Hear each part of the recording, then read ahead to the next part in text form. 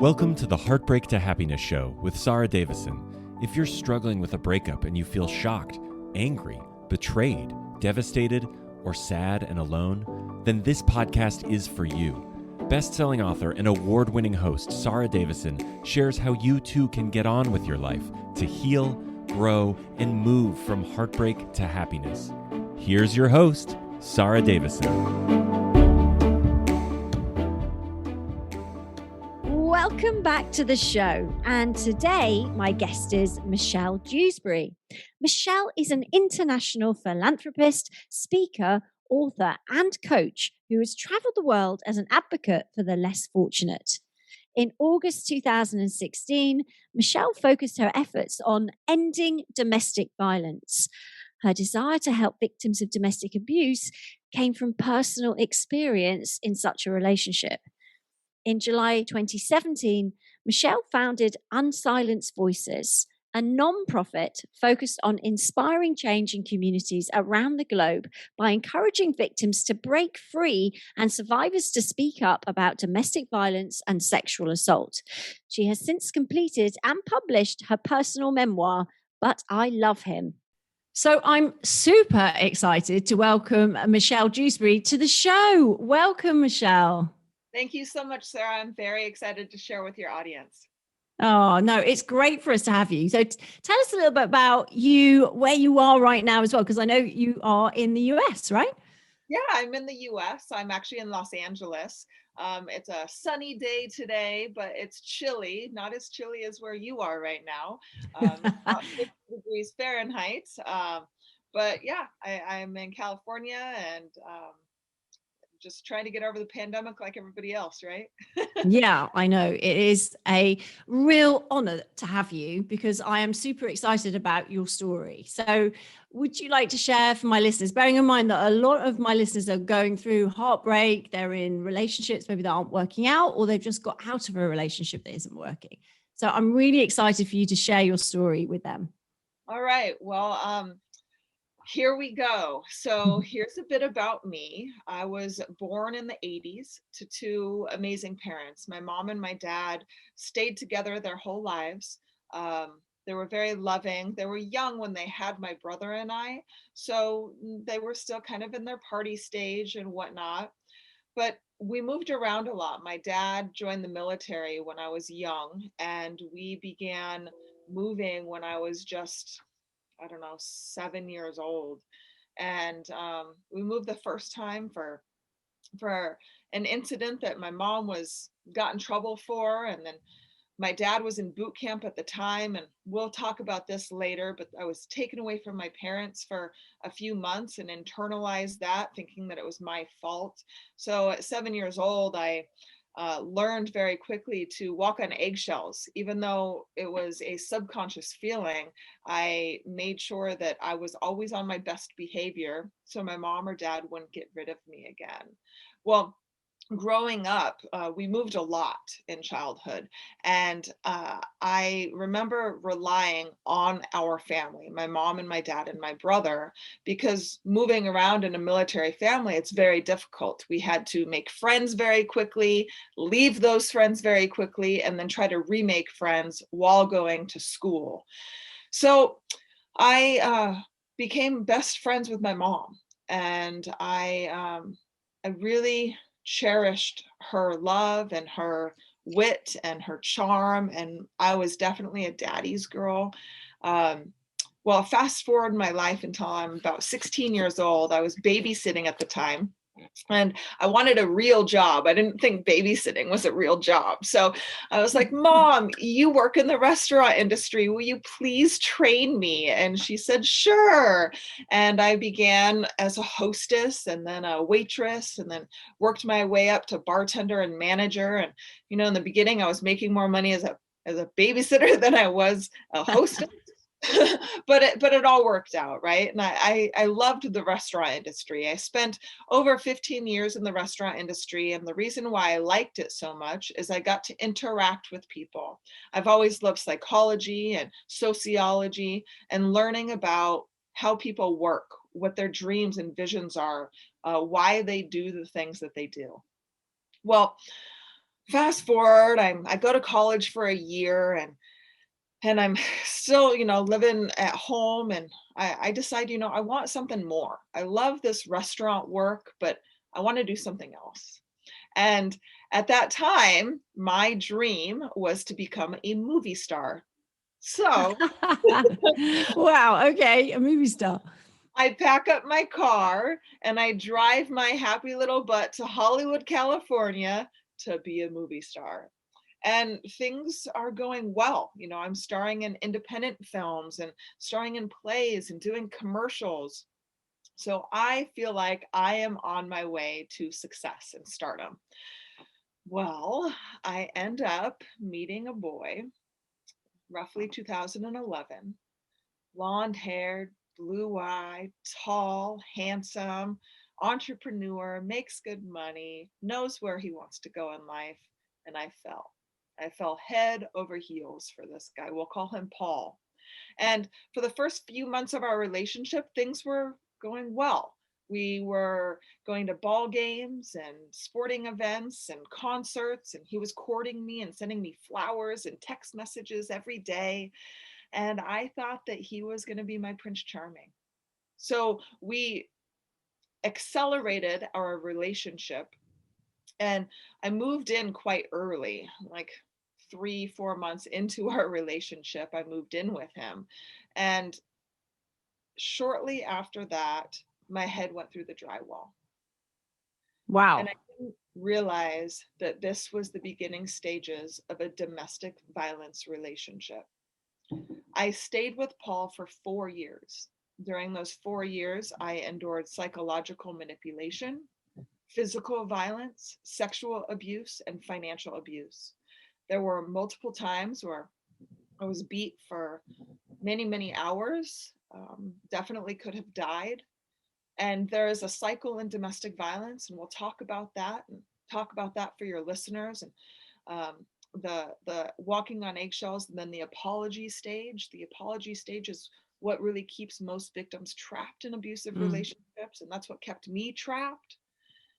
Well, fast forward 4 years, and I finally escape the relationship.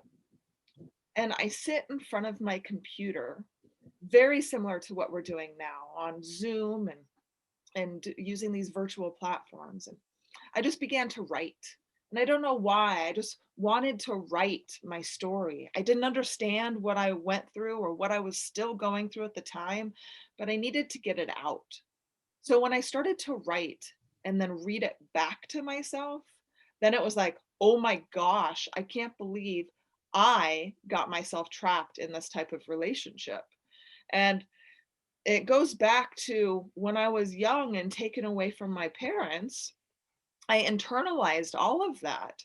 So I would always walk on eggshells around them.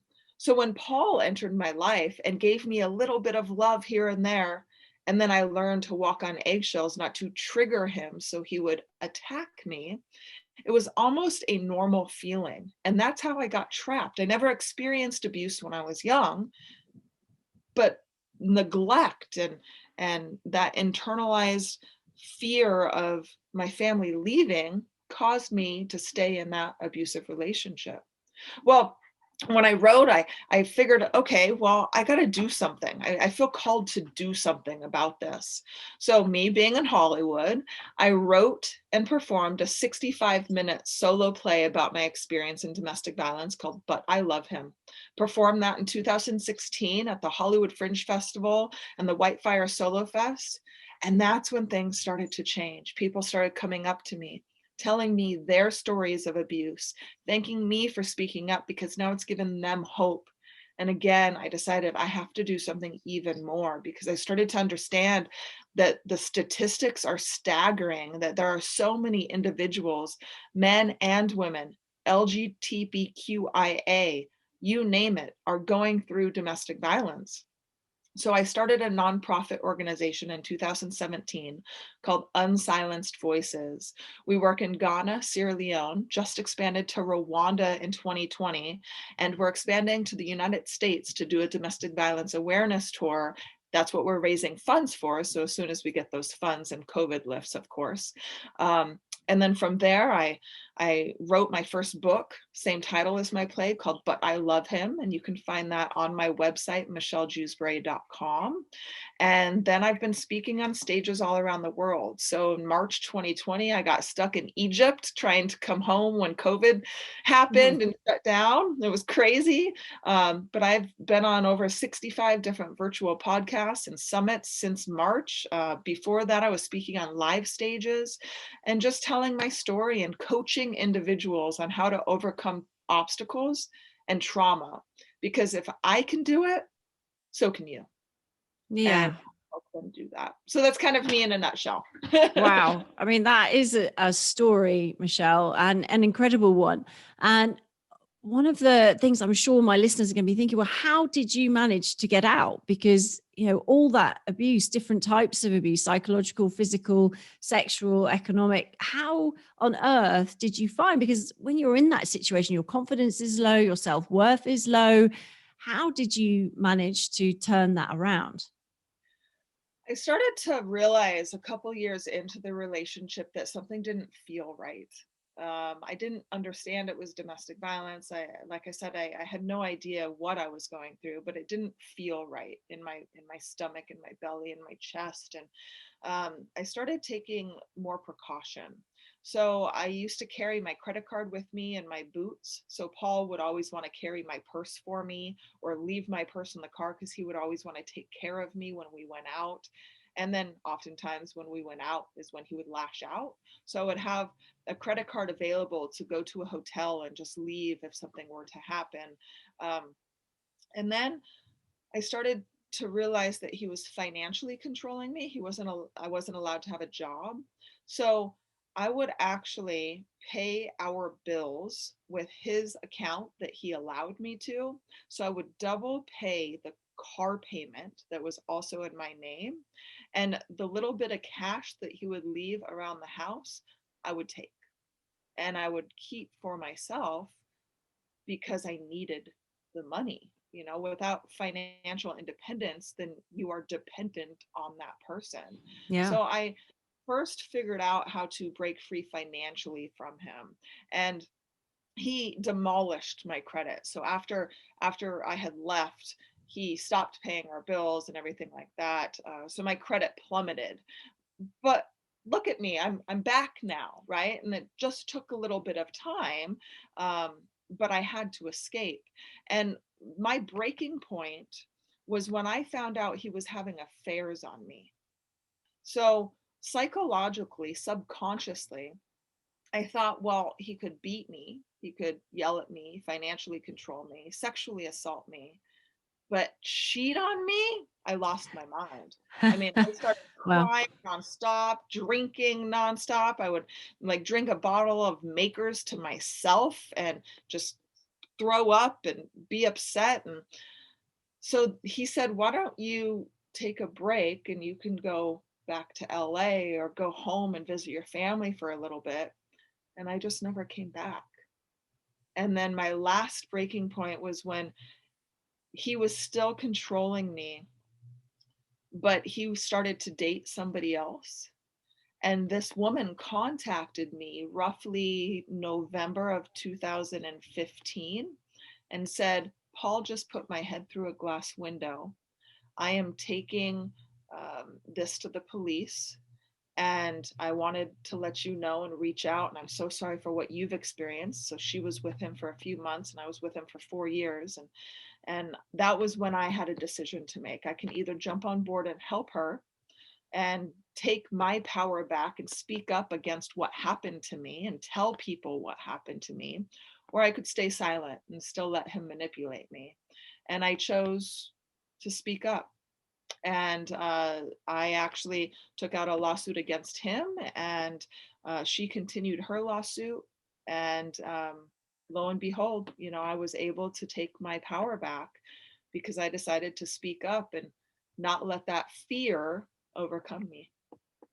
Wow. So the both of you teamed up in a way and spoke out together. That's quite incredible, really. And that shows, doesn't it, that actually when there is a helping hand, when someone actually understands that actually, you took that as an escape route to get out. So were your legal cases successful then? Was it something that the courts recognized?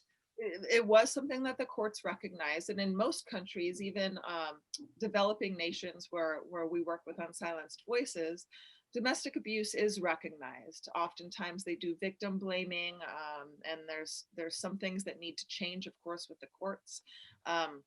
But we were successful.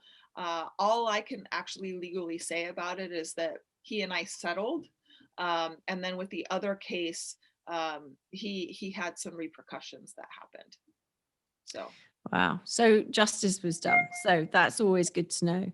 yes. So for those people listening, thinking, I think maybe I'm in an abusive relationship, sometimes it's really hard to know. You can be in a relationship, like you said, and it doesn't start out like that. Like at the beginning, you were talking there about it being fantastic and trips and nice dinners. The love bombing, is what it's known as, I guess. So it's all almost too good to be true, but you want to believe it, right? You want to fall in love, and it's that kind of thing. So you're swept along with it. So that's kind of how we get into those relationships. But then when it starts to dawn on us over a period of time, it's sort of chipping away on our boundaries, isn't it? It doesn't happen at day one. No, it doesn't happen on day one. And it takes some time for them to psychologically break us down.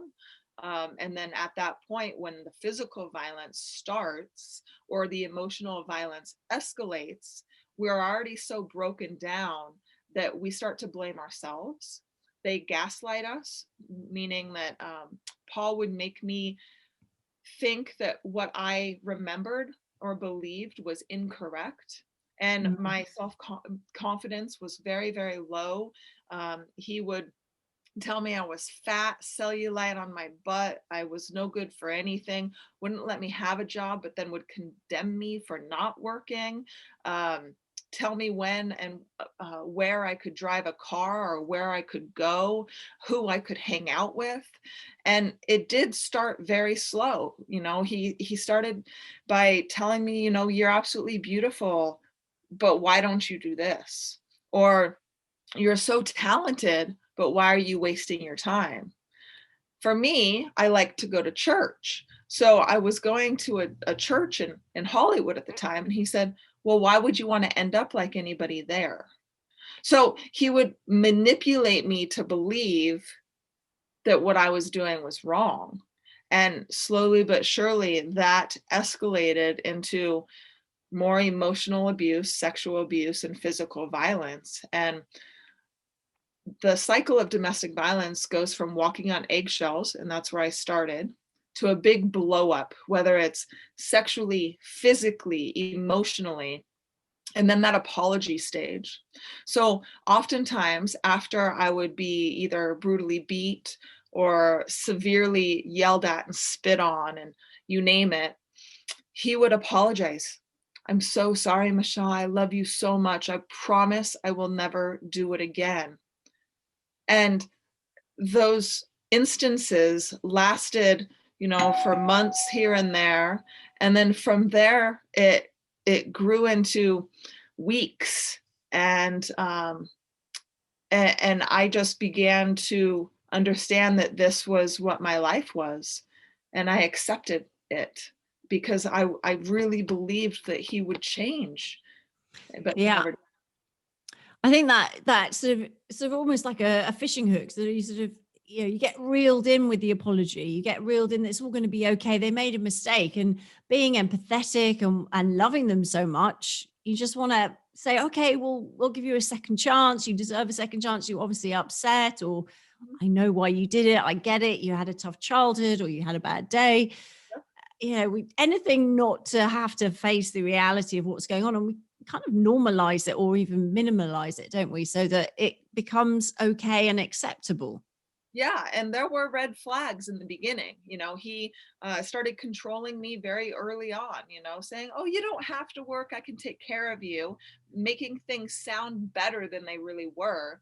We would go out and he would tell me what he was going to order for me. He wouldn't allow me to have a voice. He started talking to me and his employees and other people in his life negatively and harshly. And the great thing about this day and age is we have these cell phones, right? So all we have to do is Google that person. Well, I didn't Google that person. And when you Google or use some type of platform online to investigate who this person really is, things will pop up, comments about how he or she is not very nice and cruel. They're liars or cheaters. You can find out this information, and I just didn't do my due diligence in the beginning to find out that information. But later on, his friends even came up to me, and one friend in particular, after I had escaped that relationship, he said, I really tried to warn you, but I Yeah. didn't listen.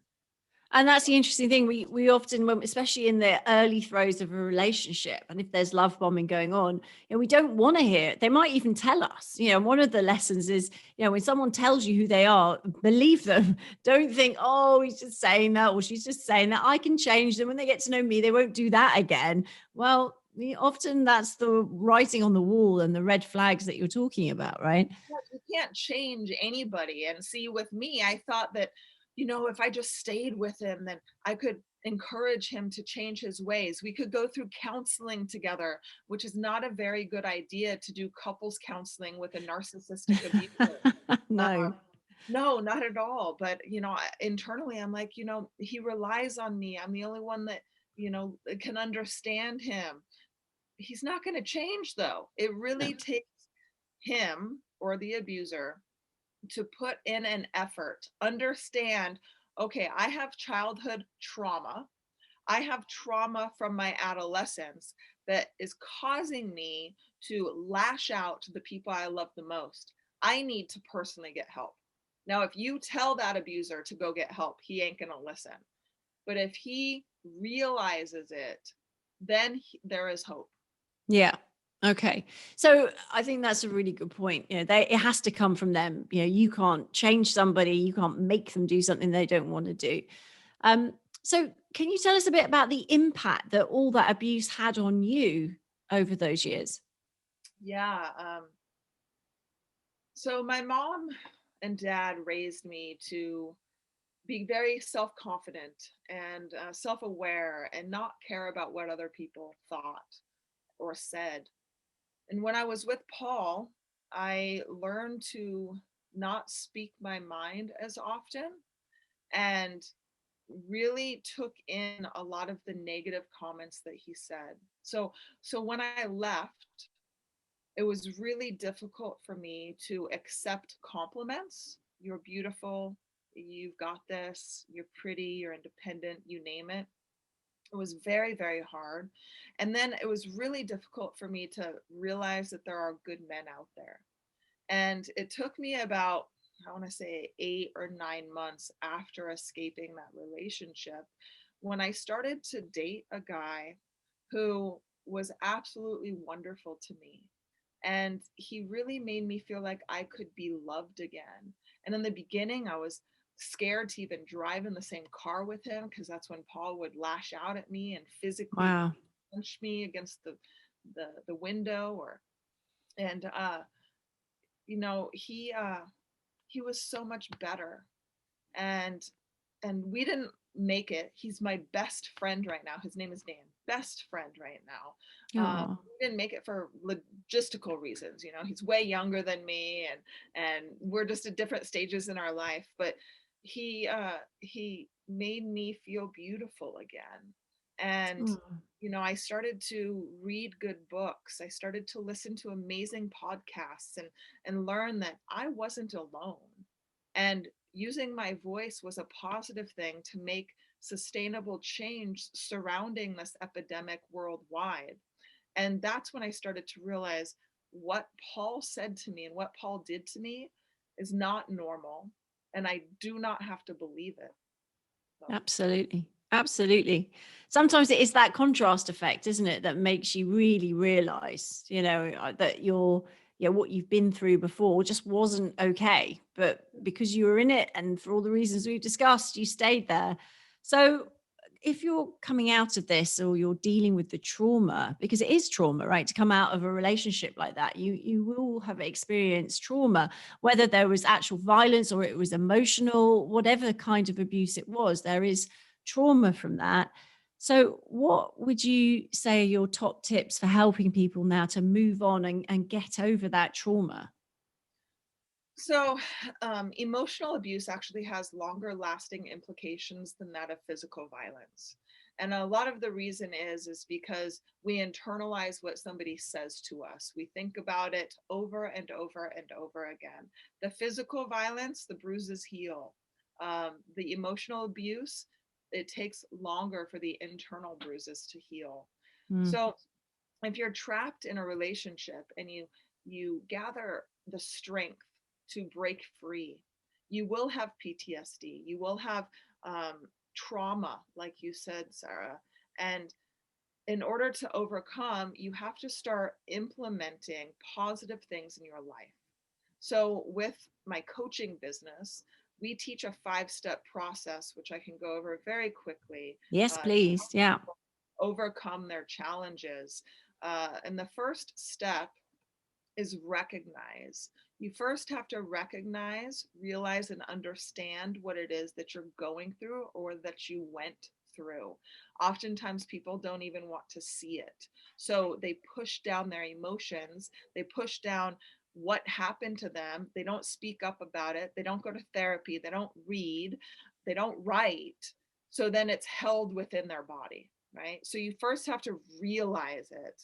The second step is thoughts.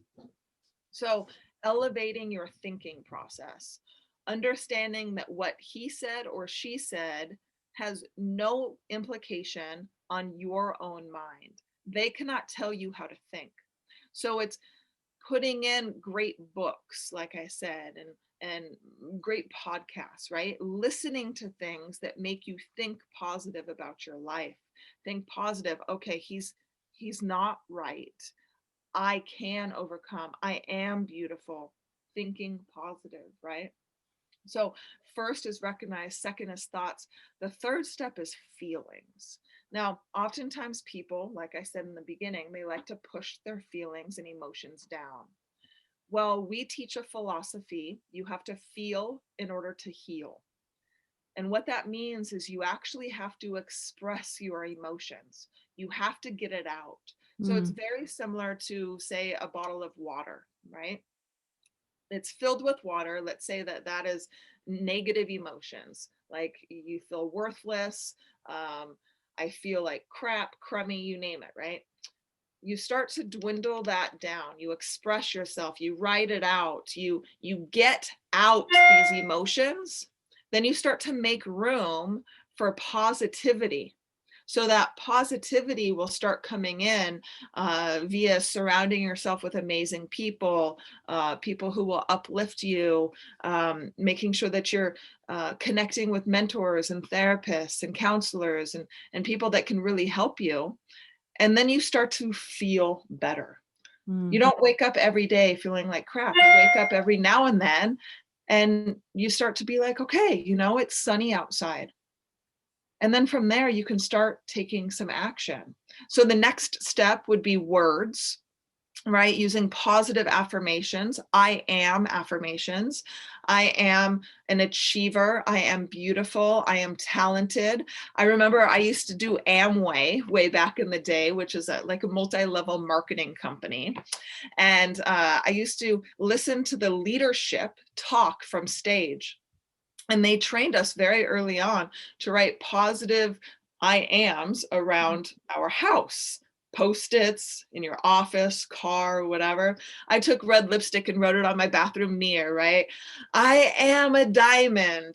Well, I didn't make it to diamond in Amway, but I made it to diamond in my personal life. Wow. And then from there, it's the action steps, right? It's the acknowledging yourself, giving yourself time to rest, uh, eat, sleep, walk, exercise, read, write, all of these action steps.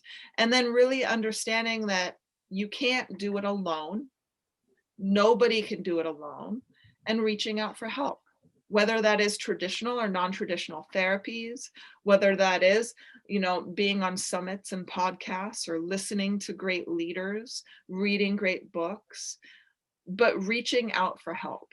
So again, the 5 steps: recognize thoughts, feelings, words, then actions. And you can find that on my website for complimentary, for free, at michellejewsbury.com. Oh, excellent. Well, I hope people go along to your website and check that out, because I know there's a lot more detail on that as well, isn't there? When you go through that document, there's some really useful things in there that will really help. I guess one of the questions that I know people who are listening will be asking or thinking to themselves is, yeah, but I won't believe any of that. I won't believe saying I am great, I am beautiful, because I've had years of not, or being told that I'm not, and not believing it myself. Yeah, but if you tell yourself over and over and over again, then you start to believe it. So in the beginning, it's going to be a tug of war. In the beginning, it's going to be difficult. It's not an easy journey. It wasn't an easy journey when you were involved in the abusive relationship, and it's not an easy journey to escape and recover. But when you do, it's worth it. So you have to put in the effort in order to overcome that trauma. And that effort is, I hate to say this, I don't like to say this, but fake it till you make it. Yeah. But really learning, to express yourself, feel those emotions, feel the pain, cry. I do a lot of private coaching. I love private coaching. It's a lot of fun for me. But we guide our clients through their early childhood to adolescence, and then where they are now, and then figuring out what their dreams and visions are, and how they want to turn their trauma into transformation, and how they can overcome their challenges to create even more success in their life, whether it's personal or business success. And we help them do that. But you have to put in the effort. Yeah. And I think that's important, because it's going to push you out of your comfort zone to do these things that you're going to be uncomfortable, because it's something that you haven't been used to for such a long time. But that's okay to know that you're not going to believe it straight away. It is going to be tough, but the more you practice it, the more, as you say, you take action, your 5th point, then it becomes more of a reality. Then you start to shift that balance between what was and then what is becoming. Yes, and I think that's really important. Yeah. I love that. I love it. And getting a good team around you, as well as experts, but the friends that are going to support you, and the friends that are going to help you focus on the future rather than on the past, which, sometimes friends, very well-meaning, very loving, but they were emotionally involved in that relationship as well. So maybe they've got some hurt, or they want revenge on your ex because they are also, maybe they welcomed him into the family or her into the family. Maybe they were friends with them too. So, it's about choosing the right team, isn't it? Not just any team. Yeah, you have to choose the right team. And it's like with business. If you're trying to start a new business and you talk to your neighbor, say your neighbor Sally, and Sally says, you can't do that because you're not educated enough. Well, if you listen to what Sally says, then you're going to internalize it. You're going to think, maybe she's right. Maybe I can't be successful. I'm not equipped to do that. Well, it's the same thing with recovering from trauma and abuse. You can't listen to the naysayers. It was your fault. Things like that oftentimes people say, because it's never your fault. I don't care what you wore, what you said, what you did. It is never your fault for being abused. And you have to learn to accept the words from people that you cherish and care about, that also cherish and care about you and want to see you succeed. Wow, that has actually made me emotional. It just that, it's not your fault. It's never your fault. And I'm sure a lot of my listeners will really appreciate hearing that, Michelle, because sometimes it's never said. Sometimes, we never hear it. What do you think about the stigma that surrounds abuse? A lot of people come out of that relationship and then are embarrassed or humiliated. And, it doesn't always stem from some adverse childhood experience. Sometimes, someone misrepresented themselves and we got caught up in that. And, dealing with the fallout and the shame, how do you recommend people cope with that? I blamed myself in the beginning when I escaped my abusive relationship. I was like, how did you allow yourself to stay? Why couldn't you help him? Why couldn't you fix him? I blamed myself. But it's overcoming that blame, because what we're doing is self-victim blaming. And you have to understand that it's not your fault. You got yourself trapped in that relationship, but that other person you have no control over. So there is a stigma, especially in developing nations, where it was the victim's fault for being abused or raped or tormented. Maybe she deserved it or he deserved it. But that type of thinking is very old school, right? It's very um, not aligned with what is factual. And what is factual is the reason why somebody lashes out is because of their own traumas, their own abuses, their own emotional pain, and they lash out and do things against you because they're trying to cope. Now, there's also a cultural difference. So I visited a lot of different countries, from India to Guatemala to places in Africa and Europe and America and Mexico, I mean, all over the place. And the common theme is that if you don't know something, then you don't know it, right? So in Ghana, for example, when we work in Ghana, there's a tribe in the northern part of Ghana where we went to educate the women about domestic violence and their rights and morals and values. And the women came up to us and said, well, if my husband doesn't beat me, it means that he doesn't love me. Wow, that is And the crazy. reason it is, but the reason why they think that is because it's conditioned, right? It's a cultural idea and philosophy that has been conditioned into their growing up and adolescence and the way that their parents were. So in order to change that conditioning, we have to come in and educate them, saying it's never okay to be beat or abused. And we also have to educate the men, saying that this is not right? Because you don't know what you don't know. So if the boys are being raised to beat their wives, then that's what they're going to do. So you have to come in and say, that's actually not accurate. You use your words to get what you want, not your fists. Wow. So And how is your project going out there? amazing, actually. So in Sierra Leone, we are expanding rapidly. We have a team on the ground. We've partnered with a lot of different Sierra Leonean-led organizations. We help and rescue girls who are selling themselves on the streets as sex workers, go through vocational training. We do 3 sensitizations per month for village workers, village people, for market workers, for sex workers, and educating them about abuse and what it means for equality, right? And what it means for a woman not to be abused. And it's going phenomenal. In Ghana, we've partnered with an organization called the ARC Foundation, and they teach and help these women to actually press charges against their abuser, because it is recognized in Accra that domestic violence is a crime, but they're trying to also educate not to victim blame. So it's all through education. And in Rwanda, we're doing sensitizations, giving care packages to these women who are escaping abusive relationships and empowering them, educating them that they can achieve. They don't have to have a husband or their man with them, but they can sew and they can bake, they can sell other things in order to keep them and their children alive. So it's going very well. It's not necessarily a fast process, but we are definitely changing thousands of people's lives.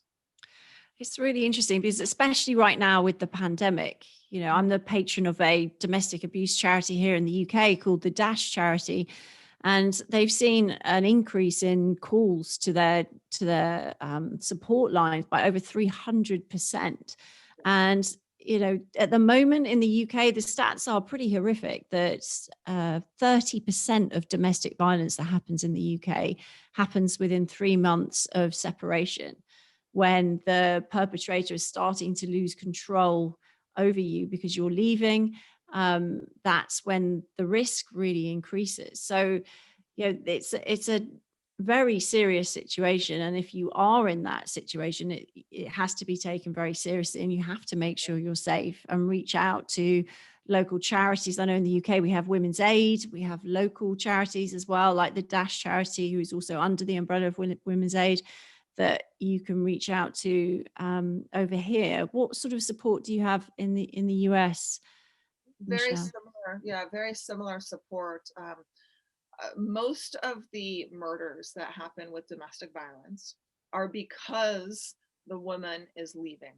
And that is when the violence escalates and the man perpetrates her even further. And oftentimes she loses her life.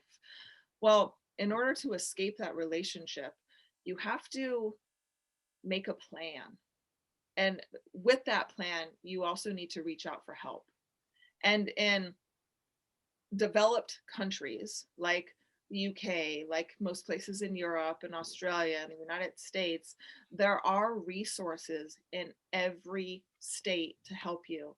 And when you escape, don't escape and go to your sister's house, or don't escape and go someplace where he knows you're going to go, but contact these shelters, go to the shelter, go to the police and get a restraining order.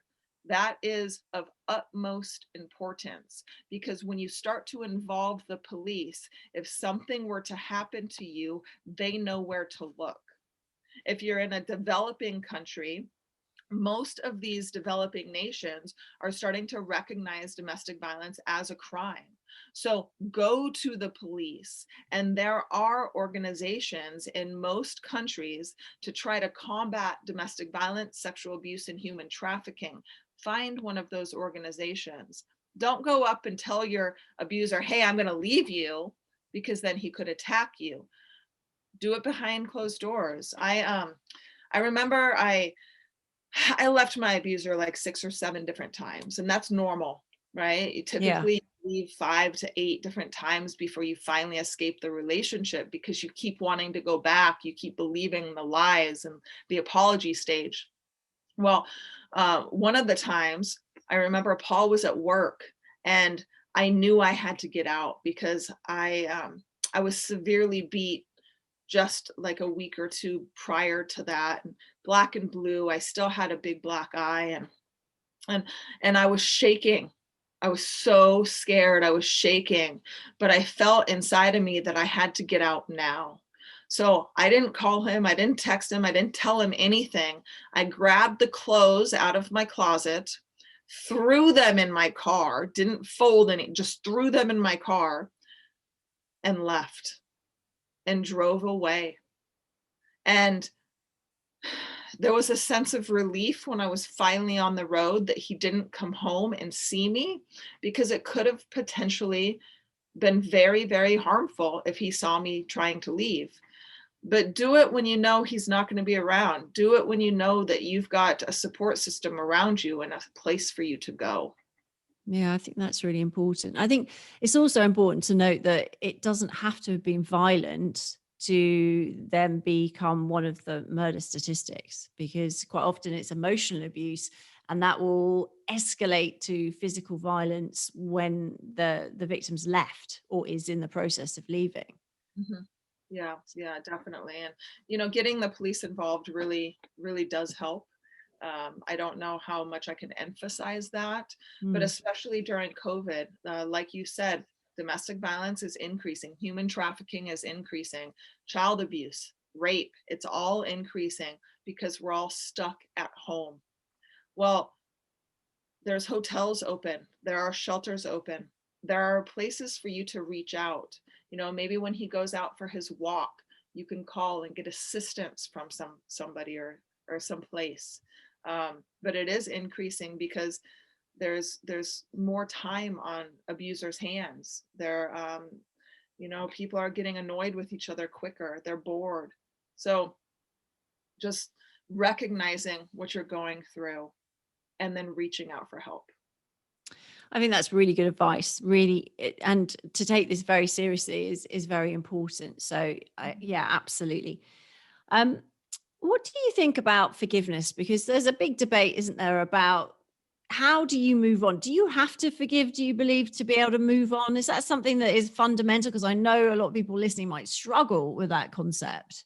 Well, forgiveness sometimes can take years or it can never happen. So I'm going to give you an example. My mother was abused when she was a child by her stepfather, severely abused, sexually, physically abused by her stepfather.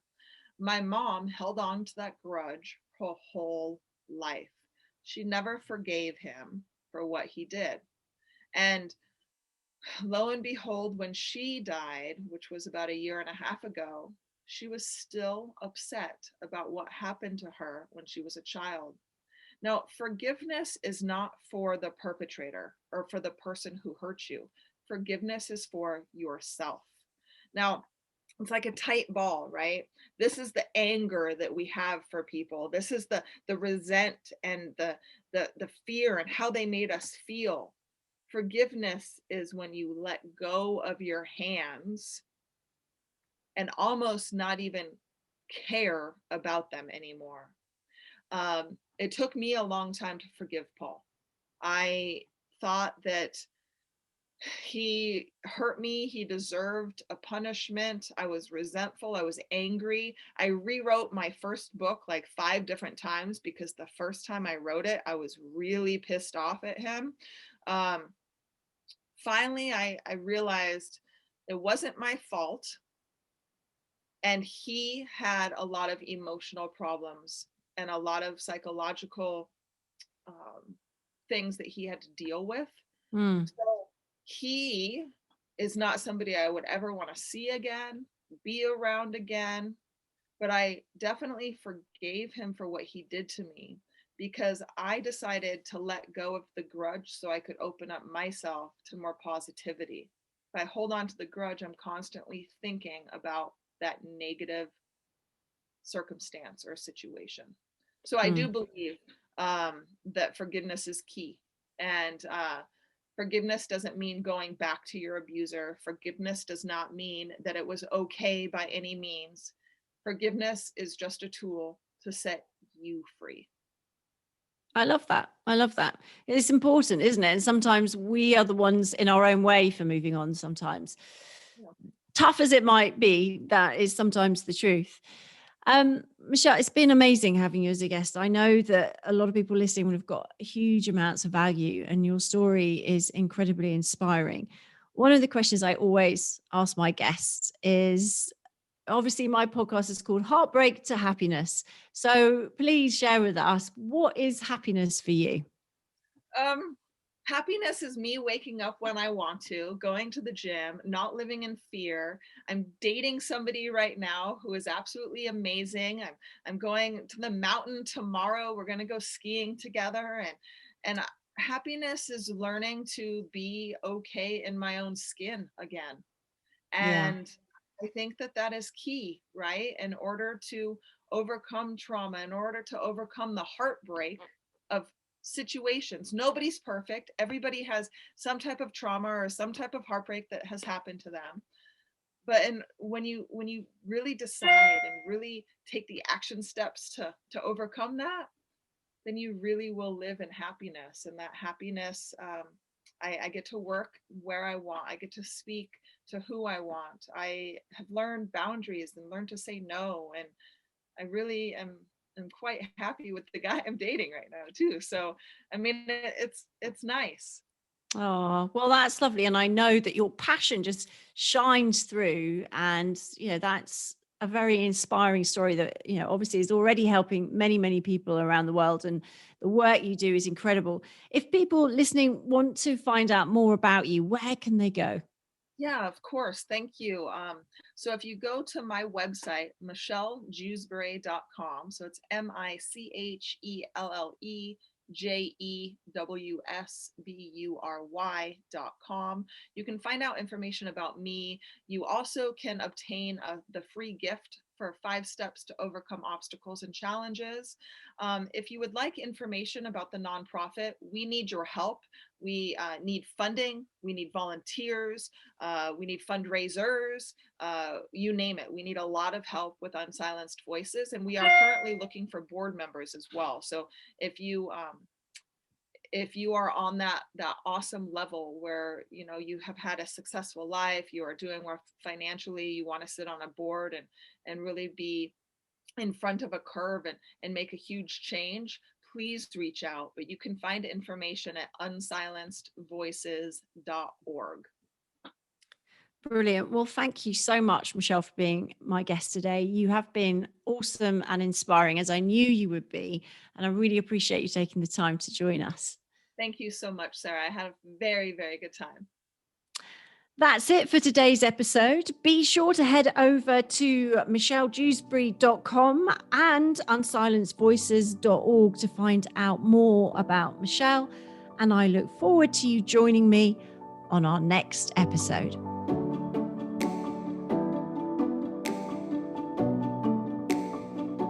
That's it for today's episode of Heartbreak to Happiness. Don't forget to subscribe and leave a review to win a free ticket to Sara's virtual Heartbreak to Happiness retreat. This is a transformative combination of live webinars with Sara herself, coupled with her empowering online video program designed to help you cope better with your breakup and start feeling happy again. For more details, head on over to heartbreaktohappinesspodcast.com, where you can also get a copy of Sara's gift. Thank you, and join us again on the next episode for another dose of Heartbreak to Happiness.